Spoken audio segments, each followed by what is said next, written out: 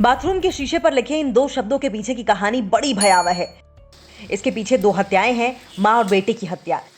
लेकिन सबसे सनसनीखेज बात यह है कि हत्या की आरोपी बेटी है। नेशनल लेवल की शूटर 16 साल की नाबालिग लड़की ने अपनी मां और भाई की जान ले ली। इस वारदात को अंजाम देने से पहले लड़की ने बाथरूम के शीशे पर डिस्क्वालिफाइड ह्यूमन लिखा। निश्चित तौर पर ये 2 शब्द किसी नकारात्मक सोच की ओर ही इशारा कर रहे हैं। बताया गया है कि लड़की डिप्रेशन की शिकार है।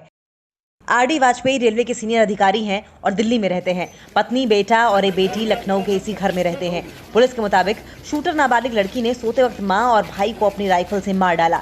यूपी की राजधानी लखनऊ के गौतमपल्ली इलाके में डबल मर्डर से सनसनी फैल गई। आप देख सकते हैं ये जो बंगला है ये आरडी वाजपेयी का है। आरडी वाजपेयी जो कि रेलवे में एक बड़े अधिकारी हैं और रेल भवन में दिल्ली में वो पब्लिक रिलेशन ऑफिसर के पोस्ट पर तैनात है और उनका ये आवास है। इसी आवास में हत्याकांड को अंजाम दिया गया है, जिसमें उनकी पत्नी और उनके बेटे को गोली मारकर हत्या कर दी गई। वारदात को अंजाम देने के बाद उसने अपनी नानी को फोन कर घर बुलाया। शुरू में ऐसा लगा कि ये किसी बाहरी अपराधी की करतूत है, लेकिन बेटी के पूरी तरह से सुरक्षित होने से शक पैदा हुआ। यहाँ पर 2 बॉडीज मिली थी। एक यह सूचना आई थी कि किसी ने गोली मारकर उनकी पत्नी की और उनके बेटा की, पत्नी श्रीमती मालिनी वाजपेयी और बेटा जो 16-17 वर्ष का था, उसकी हत्या कर दी गई है। तो यहाँ आने पर तुरंत डीजीपी साहब आए थे, पूरी टीम आई हुई थी, फोरेंसिक्स की टीम आई हुई थी, डॉग स्क्वाड आया था, क्राइम ब्रांच आई थी। पुलिस अब घटना के पीछे की वजहों को समझने में जुटी है। सीसीटीवी भी खंगाला जा रहा है। नौकरों से पूछताछ कर मामले को समझने की कोशिश भी हो रही है कि लड़की ने आखिर ऐसा क्यों किया।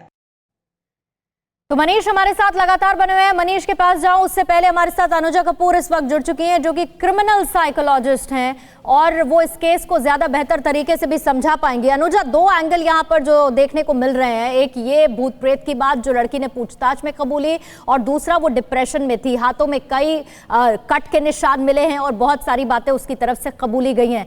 जरा अगर इस क्रिमिनल माइंड की साइकोलॉजी पर आप कुछ बातें बता पाए इसको एनालाइज करके। Anuja.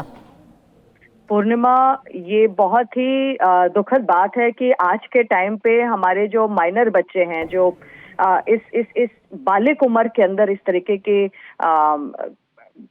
It's a brutal murder again. Problem क्या होती है कि ये जो बच्चों को सबसे ज्यादा जो डिप्रेशन की बात है वो एक फैक्टर लिया जा सकता है। अगर आपकी बात से मैं समझूं तो अगर गॉड वाला सिचुएशन सामने आता तो वो है स्किज़ोफ्रेनिया। स्किज़ोफ्रेनिया के अंदर आपको आपके माइंड के अंदर आपको ऐसा लगता है कि कोई आपसे बातें कर रहा है आपके माइंड में। तो ये एक स्किज़ोफ्रेनिया जहां पर हेलुसिनेशन ये सब चीजें आती हैं।